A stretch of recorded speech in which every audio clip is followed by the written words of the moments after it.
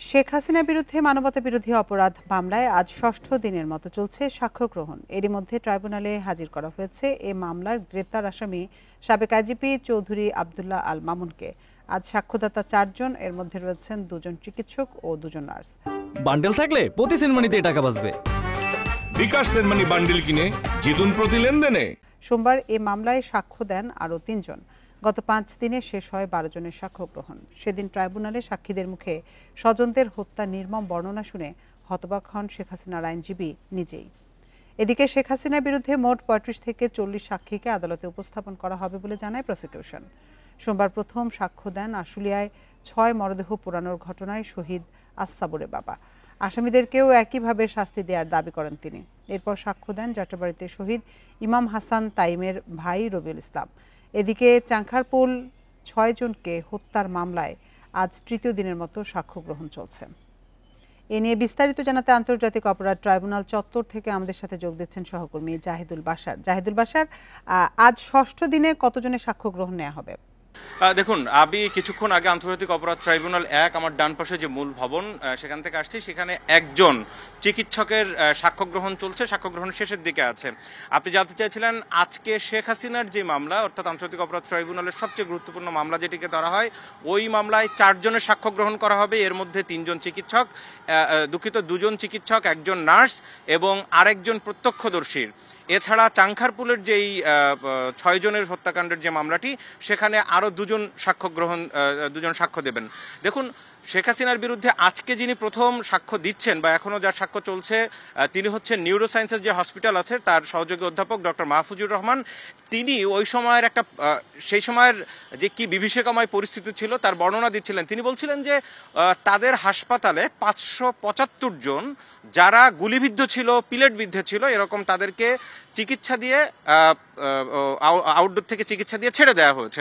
এছাড়া 167 জন যাদেরকে ভর্তি করতে তারা বাধ্য হয়েছেন, এই 167 জনের বেশিরভাগই মাথার দিকে, মানে শরীরের ওপরের দিকে, বুক থেকে মাথার দিকেই গুলি ছিল এবং এর মধ্যে আবার বেশিরভাগ মাথায় গুলি ছিল, অনেকের মাথার খুলি উড়ে গিয়েছিল গুলিতে। এরকম 167 জন, তার ভিতরে 4 জন খুব অল্প সময়ের ভেতরে মারা যায় এবং 29 জন রয়েছে যারা 2-1 দিন চিকিৎসা নিয়েই তারা আর মারা যায়, তারা আর জীবিত ছিলেন না।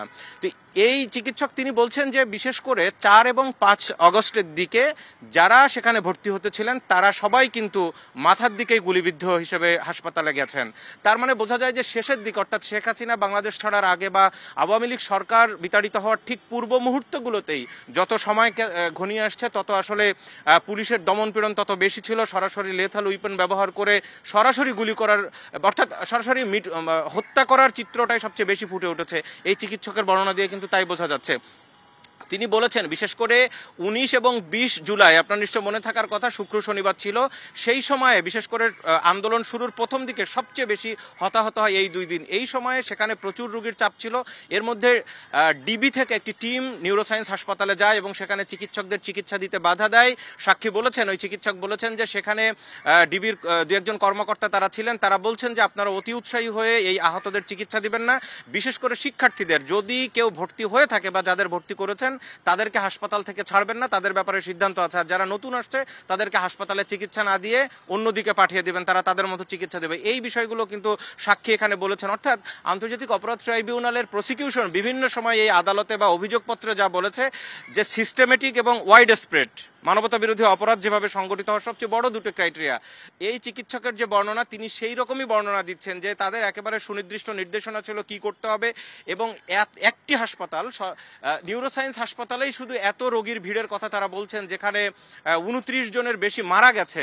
তো সেই চিত্রটি উনি বলছিলেন যে একটি হাসপাতালে যদি এই অবস্থা হয়, অন্যান্য ঢাকা মেডিকেল রয়েছে, সোহরাওয়ার্দী মেডিকেল কলেজ হাসপাতাল রয়েছে, অন্যান্য মিটফোর্ড হাসপাতাল রয়েছে, আরও বেসরকারি হাসপাতাল, সেইগুলোর যে চিত্র সেটি ধীরে ধীরে এখানে চিকিৎসকরা আসবেন, তারা বর্ণনা করবেন। আর কিছুক্ষণ পরে এখানে চাংখারপুল হত্যাকাণ্ডের যেই 6 জন হত্যাকাণ্ডের যে মামলাটি রয়েছে সেই মামলায় কিন্তু আরও 2 জনের সাক্ষ্য গ্রহণ শুরু হবে, তারা এখানে সাক্ষ্য দেবেন। আর আজকে এই মামলাটির বিষয়ে কিছুক্ষণ আগে আমরা এখানে প্রসিকিউশন যারা রয়েছে তাদের সাথে কথা বলছিলাম। দেখুন, এরই মধ্যে শেখ হাসিনার মামলায় 12 জনের সাক্ষ্য গ্রহণ শেষ হয়ে গেছে। আজকে ষষ্ঠ দিনে আরও 4 জন সাক্ষ্য দিবে, তার মানে 16 জনের সাক্ষ্য গ্রহণ কিন্তু শেষ হয়ে যাচ্ছে। মোট সাক্ষী উপস্থাপন করা হবে 35 থেকে 40 জন। তার মানে খুব দ্রুতই আন্তর্জাতিক অপরাধ ট্রাইব্যুনালের প্রসিকিউশন জানিয়েছিল যে আগামী মাসের প্রথম সপ্তাহের মধ্যেই কিন্তু সাক্ষ্য গ্রহণ শেষ হয়ে যাবে। তার মানে তারা যে হিসেবটি দিয়েছিল যে ডিসেম্বরের মধ্যেই এইখানের যে গুরুত্বপূর্ণ দু একটি মামলার রায় পাওয়া সম্ভব, সেটি কিন্তু মনে হচ্ছে এখানের যেই বিচারিক গতি সেটি বিবেচনায়। ট্রাইব্যুনাল চত্বর থেকে সবশেষ তথ্য জানাচ্ছিলেন সহকর্মী জাহিদুল বাশার।